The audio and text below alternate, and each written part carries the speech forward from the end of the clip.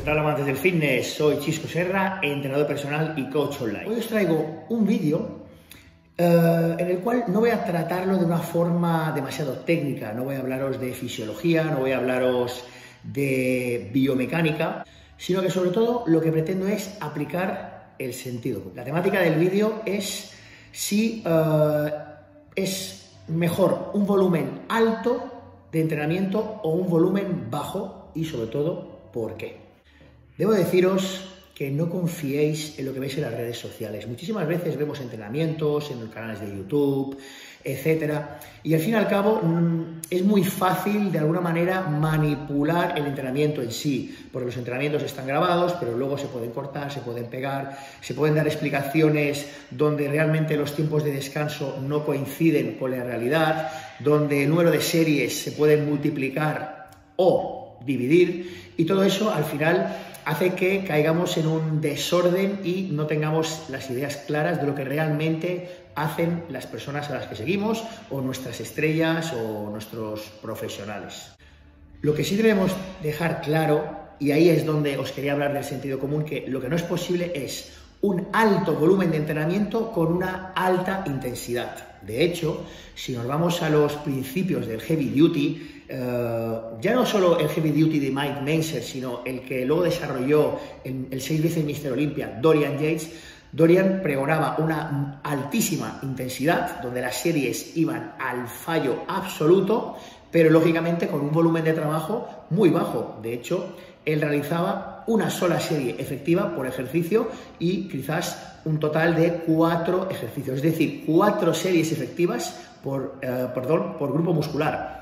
Eso hace que el volumen de trabajo sea, lógicamente, bajo, pero la intensidad sea muy alta. Por supuesto, a todo le podemos hacer adaptaciones, que quiere decir que no hace falta, si os gusta el sistema Heavy Duty de Dorian Yates, no hace falta hacerlo a pies juntillas, sino que luego lo podéis adaptar, porque quizás una serie máxima sea muy poco, porque simplemente no tenemos la capacidad de desarrollar esa intensidad tan abrumadora y quizás necesitemos 2 o incluso 3 series para que lleguemos a ese mínimo de intensidad que debemos desarrollar para crear una hipertrofia. Y si por otro lado creemos y confiamos en un volumen alto de trabajo, estoy hablando de realizar 20, 30, 40 series por grupo muscular, como en algunas ocasiones yo mismo realizo, entonces lógicamente no vamos a poder llevar todas esas series al fallo absoluto. Por eso muchísimas veces cuando os publico vídeos de entrenamiento, sí que he de decir que os podía engañar, pero no, son reales, pero cuando hablo del fallo, yo siempre trabajo al fallo positivo. ¿Qué significa el fallo positivo? Significa intentar hacer el máximo de repeticiones que yo pueda realizar sin hacer trampa y sin ayuda. Superar ese fallo positivo sería ya que tuviésemos o bien un compañero de entrenamiento que nos ayudase a forzar las repeticiones, o bien que de alguna manera hiciésemos algo de trampa o realizásemos repeticiones parciales, etc. Eso sería forzar ese fallo positivo y ya podríamos llegar a un fallo absoluto. Pero por nosotros mismos el fallo absoluto es muy difícil de llegar. Por esa razón, cuando hablamos de volumen de trabajo alto o bajo, debemos de alguna manera de adaptarnos, o mejor dicho, debemos personalizar a cada una de las personas. ¿Por qué?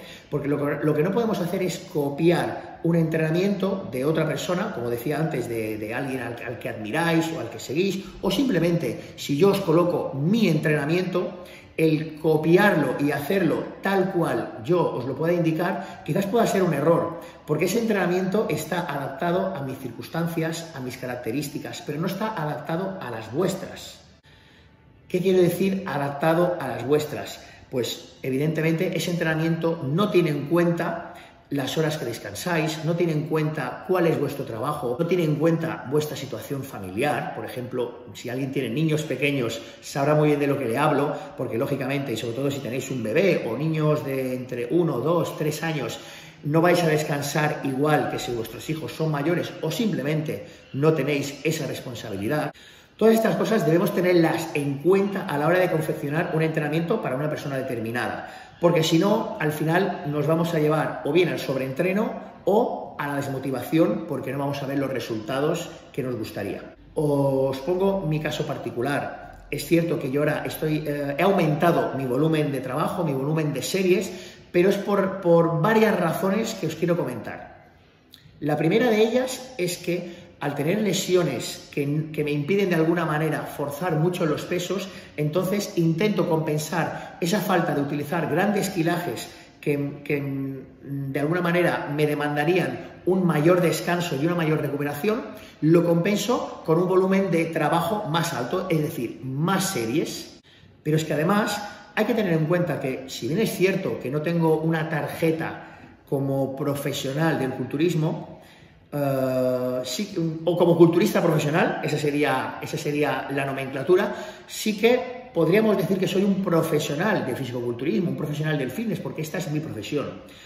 Al ser mi profesión, el entrenamiento forma parte de mi trabajo y lo ubico en un espacio y tiempo de mi día a día donde realmente pueda dedicarle la atención necesaria. Eso hace que dispongo del tiempo no solo para preparar mi entrenamiento, sino para llevarlo a cabo sin tener un reloj, un cronómetro que de alguna manera me está diciendo acaba, que te tienes que ir a casa.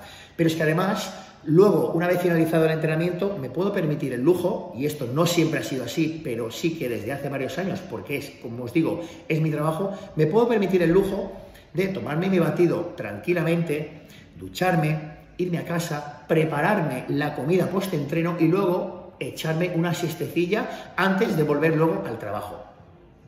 No solo eso, sino que mi trabajo básicamente es un trabajo de estar sentado frente al ordenador, porque la mayor parte de mi trabajo son asesorías online, y si bien es cierto que evidentemente te agotas, porque a nivel de estrés emocional pues lleva trabajo el contestar todos los mensajes, el atender a los clientes de la mejor forma posible, evidentemente no es un trabajo físico y es un trabajo que no te agota tanto como te podría agotar pues el estar trabajando de camarero o trabajando lógicamente en la obra. De esta manera, tened en cuenta que, y aunque sea repetitivo, tendréis que adaptar el volumen de trabajo a vuestras características y a vuestras necesidades. Os pongo otro ejemplo.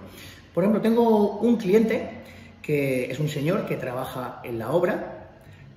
Probablemente empieza a las 6 de la mañana hasta las 4 de la tarde, entrenamos a las 5 de la tarde. Lógicamente, a una persona que trabaja tantas horas en la obra con trabajo físico, no podemos luego hacer un entrenamiento de 20 ni 30 series por grupo muscular. Pues os digo lo que hacemos. Realmente hacemos un trabajo muy específico de 9-10 series por grupo muscular y es más que suficiente. Y os aseguro que los resultados están más que garantizados. Eso es adaptarse a cada una de las circunstancias, en este caso de un cliente o de vosotros mismos. Por eso no debéis copiar las rutinas de vuestros ídolos, porque no están adaptadas a vuestra realidad. Y no solo teniendo en cuenta vuestro día a día y vuestro descanso, sino que también vuestro volumen de entrenamiento tendrá que estar adaptado a vuestra alimentación, a vuestra nutrición, a vuestra demanda energética, a vuestras necesidades. En resumen, amigos, os diría que debéis estudiar, probad, testead, escuchar a vuestro cuerpo y sacad vuestras propias conclusiones. Porque las variables son infinitas y por mucho que os esforcéis no podréis y no lograréis controlarlas todas. Como os decía al principio, sé que ha sido un vídeo poco teórico, más bien práctico, pero cargado de sentido común, pero que creo que es necesario hacer hincapié para que lo tengáis en cuenta, porque si no al final caemos en la desesperación porque no vemos resultados, nos esforzamos y eso nos lleva, como decíamos, a la frustración y al final al abandono. El camino del fitness no es un camino rápido, no es un camino corto, no es un camino fácil, pero sí que por experiencia propia os puedo decir que merece la pena el andar, no correr, sino andar, para ir sacando vuestras conclusiones, aprended de vosotros mismos, aprended también de toda la información que esté a vuestro alcance, escuchad algunos consejos que os puedan dar, como por ejemplo los que os pueda estar dando yo de alguna manera, aplicándolos a vosotros para que podáis sacar el máximo beneficio a vuestro desarrollo y a vuestra evolución.